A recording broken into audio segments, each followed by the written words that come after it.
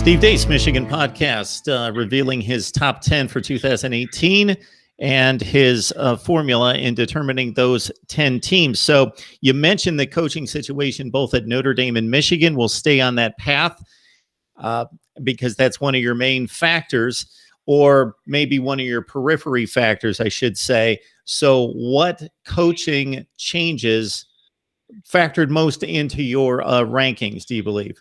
I would watch Dan Mullen at Florida. I mean, right now in my top 10, there's nobody in there that has a coaching change during this offseason. I put a high value on stability. I mean, you know, it's the chicken and the egg theory, Mark. I mean, stability wins in college football.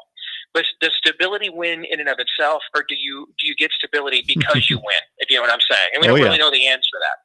You know, and so stability is one of the hallmarks of those 10 teams that I have there in a tier on their own. But when I look at teams that I think made coaching changes that have a roster in position to take advantage of that, I think Texas A&M is one of those teams. They're in a difficult division, but that was one of the youngest teams in the Power Five last year, and you have Jimbo Fisher stepping in. If he's willing to amend his offense a little bit with the kind of quarterbacks that Kevin Sumlin has recruited, I think you could see them take a step up. But what's a step up? I mean, they were 7-5, 8-4.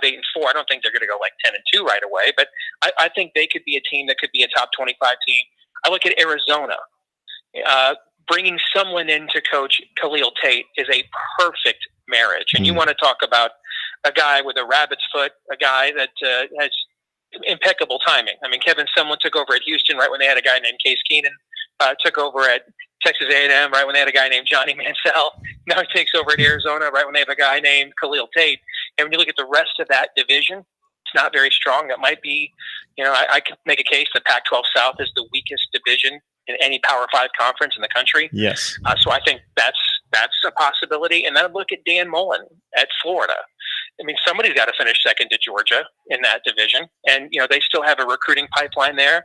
And if I could throw one in that's underrated, I'd say Joe Moorhead at Mississippi State, because I have no idea how well he'll build a program in year 3, 4, and 5.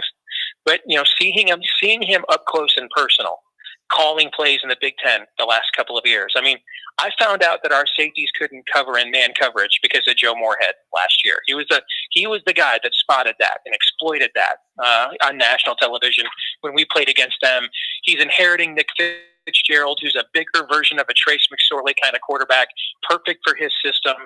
So I think he can hit the ground running there. I have no idea how a Yankee's going to go down there in the Deep South with those, you know, merciless, ruthless, you know, win at all cost recruiting wars without really any native ties. I don't know whether he'll be able to do that when we get beyond year 3, 4, and 5 and the talent Dan Mullen left him there. But I think for year 1, I think he could hit the ground running.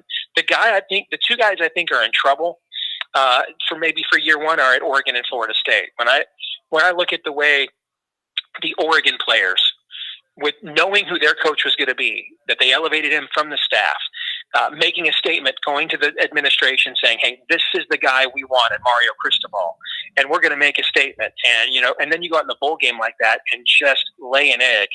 That's an oh moment, you know, in terms of that's not the right first impression you're looking for.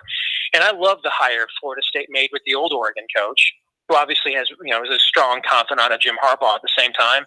But if you looked at Florida State's schedule, I mean, their opening games, Virginia Tech, Clemson, Florida. Their non-conference schedule is Florida and Notre Dame, Miami on the road. They get Clemson at home. They open with Virginia Tech. That is a really tough schedule for year 1 for a roster that is going to get hit pretty hard by the NFL draft.